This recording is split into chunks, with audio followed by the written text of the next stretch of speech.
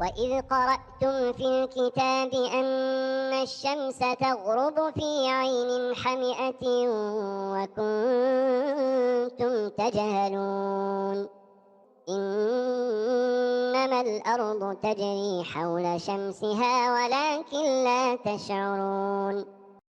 These were two verses from the chapter of Creation, or Surat Al-Khalq, which was written by someone who apparently accepted the challenge of the Quran to produce a surah like it. And apparently he did. So, does that now mean that the Quran is not miraculous anymore? Well, certainly not. Far from it, actually. This is nothing but some nonsense. But wait a minute. How did we come to this conclusion? And why did we dismiss it like that? Isn't the challenge is to produce something like the Quran or even one surah? Why isn't this considered to be up to the challenge? Well, while these lines do look like the Quran, and they might also sound like it, but you needn't look further than the meaning of whatever this is, which is silly and laughable to say the least, with complete lack of balagha or any aspects of beauty to know that this is a making of a human being, and not a very bright one at that. And just a simple look at any ayah from the Quran, you will see the beauty of expression, the unparalleled eloquence and incredible precise choice of words, and unmatched balagha. But while all of this is true, if we are being fair, the beauty of the text remains a subjective criterion. I mean, someone could look at the same ayah and claim, well, I don't really find it to be beautiful, or actually find the meaning of this to be more beautiful or as beautiful. Or even with a little bit of tweaking, this thing would also carry some beautiful aspects of balagha as well, which makes it then at least as good as the Quran. Well, you get the idea. Therefore, it is important to understand that the linguistic miracle of the Quran runs far, far deeper than just the beauty of its words and the accuracy of its expression. There are objective criteria that make even producing one short surah to be absolutely impossible. Let's first start with a simple example, just to point out the premise before we explain it. And the purpose of this example is not to compare, just to illustrate the idea. William Shakespeare said, "To be or not to be, that is the question." He also said, "All that glitters is not gold." If I then come and say, "To eat or not to eat, that is the question," and then I said, "All that glitters is not diamond, it could be glass," does that now make me as good as Shakespeare as a playwright? It would be silly to think so. Just because I took this eloquent quote from Shakespeare and then changed some words around a little bit and then added some stuff here and there, doesn't mean that now I made a quote that is as good. It only makes me look stupid. But what was originally unique and noteworthy about the work of Shakespeare at the time is that he thought of a unique way to deliver a certain message. Simple words full of meaning. That's why some of the quotes are still alive today. So, to be as good, I need to think of a unique quote that is influential enough to be remembered years from today. Not just to imitate some of what he said and play with words around a little bit and then claim victory. That is just a very shallow way of thinking. But now is the question, what is then so linguistically miraculous about the Quran that truly made it a miracle that can never be imitated or even come close to it? In other words, what are the limits of eloquence in a text that separates a very beautiful text that is made by humans from miraculous divine text from Allah? We'll investigate only 3 of more than 50 miraculous aspects of the Book of Allah that we know of, which make the book unmatchable. First, the Quran, a new system. Before the Quran was revealed, Arabs had poetry and prose. There was no other form of literature. But when the Quran was revealed, there was poetry, prose, and the Quran.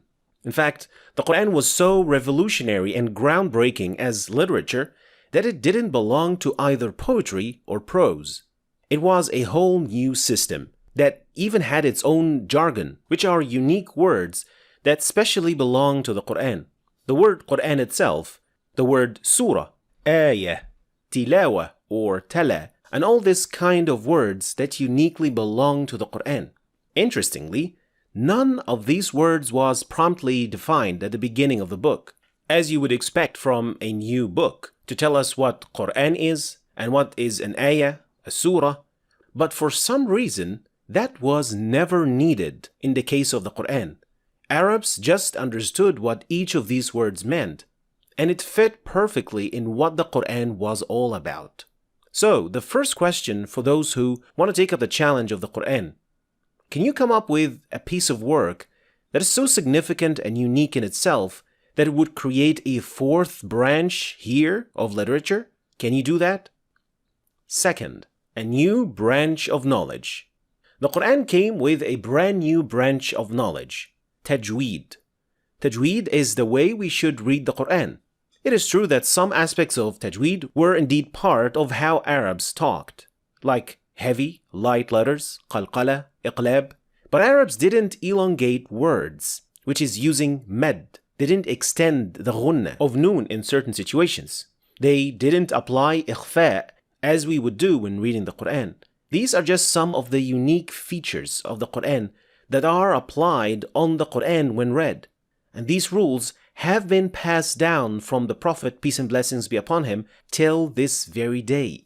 So the second question now is, that surah you're thinking about making to look like the Quran, remember to also devise a new system with which you can read your surah, and it has to be a unique branch of knowledge.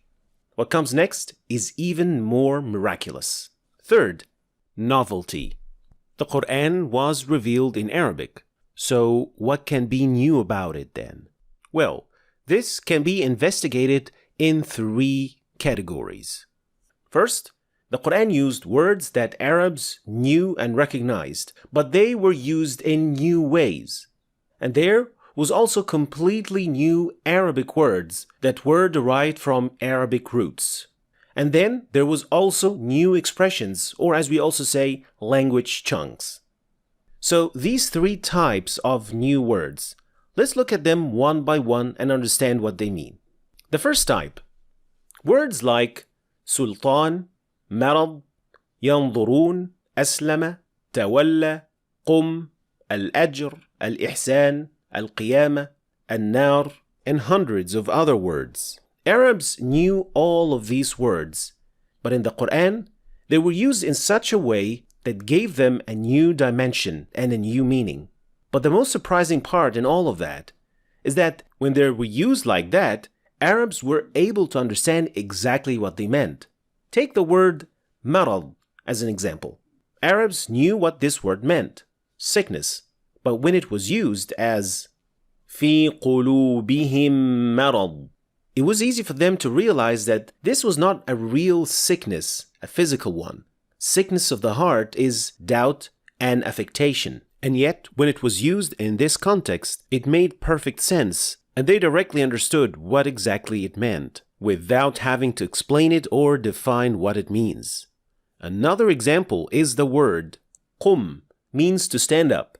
But when it was used in Surat Al-Muddathir, qum fa'anzir, it was used with the meaning of to commence, but because of the way it was used in the ayah, it didn't need any explanation or introduction. Another example is the word sultan, which was known to Arabs as sultan or ruler, but its metaphorical use in the Quran gave it a new meaning, which is authority. And so many other examples that actually impacted how Arabs viewed these words. And we're not talking about just one or two words. We're talking about hundreds of words, which weren't only new and original in their use, but they were clear and unambiguous. And achieving this not just once, but many, many times, even within the same surah. This is truly miraculous. What about the second type? New words that were derived from Arabic roots. While these words did come from Arabic roots, the form of such words was still new to Arabs. But just like the previous type, these words didn't need any exposition or explanation. So for example, Arabs knew يرائي, but they didn't know رئاء. They knew اتقى, but not التقوى. الشكر was known to them, but not الشكور. They knew العالم, but they never thought of using it in plural, العالمين. So while anyone can come up with new words, the true miracle here is combining novelty and unambiguity. And not just once, but throughout the entire book. And readers were still able to understand the perfectly conveyed message. And if you're finding it difficult to understand how can something so new be so clear, that is exactly why it is called a miracle, and one of many reasons why it can't be replicated. But to really understand the scale of such miracle and challenge, the first full surah to be revealed was Al-Muddathir, which is made up of 256 words.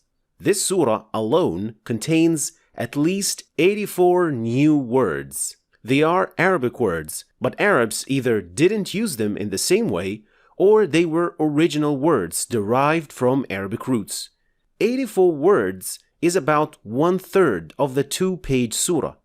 However, Arabs had no problem understanding what the Prophet, peace and blessings be upon him, recited to them, and could only say that this was nothing but magic. The Quran didn't only come with new words, but also new ways to say things and express them. And again, clarity perfectly combined with originality. Take, for example, Ar-Rahman Ar-Rahim. Arabs knew both words, but using them in this way, in this combination, that was never done before. Maliki Yawmiddin. The word Malik is owner, and Yawm means day. Arabs never used this combination in this way.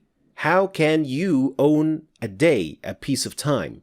And yet, in its context, it made perfect sense what this was referring to. And every single surah contains a combination of all of these.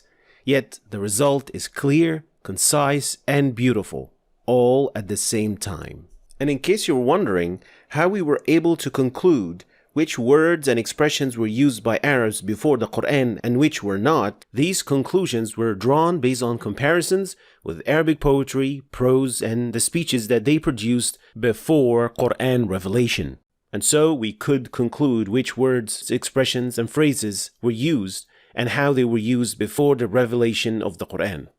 And I think now we are starting to understand more how it was possible for someone like Umar ibn al-Khattab, for example, like so many others of the Sahaba, may Allah be pleased with all of them, became Muslim just by listening to a couple of ayat, and that's it. It was incredibly clear to them when they first heard it that this cannot be the doing of humans. This must be from a higher power. It also explains to us how some scholars try to explain al-huruf al-muqatta'a at the beginning of surahs. Think of it like that. You were invited by someone for dinner, and you were presented with a meal that was so delicious that you almost lost your mind. And so you asked the host about the ingredients, to which he just simply answered, well, the ingredients are water, flour, and yeast. That's it. And this answer itself makes you even more unable to understand how he could put this meal together in such a way with such simple ingredients. As many scholars explained, al-huruf al-muqatta'a are a direct challenge to the disbelievers by just showing the basic and the simple components of the words of Allah, and yet they cannot come up with anything that matches this miraculous book. So unless you are able to match these standards and actually many more, you shouldn't even think about challenging the word of Allah. And if you want to learn to understand the Quran in Arabic and really appreciate its miracle, then you can start right here. And don't forget to check my latest book, which goes perfectly with this course. Thanks for watching, and I'll see you next time.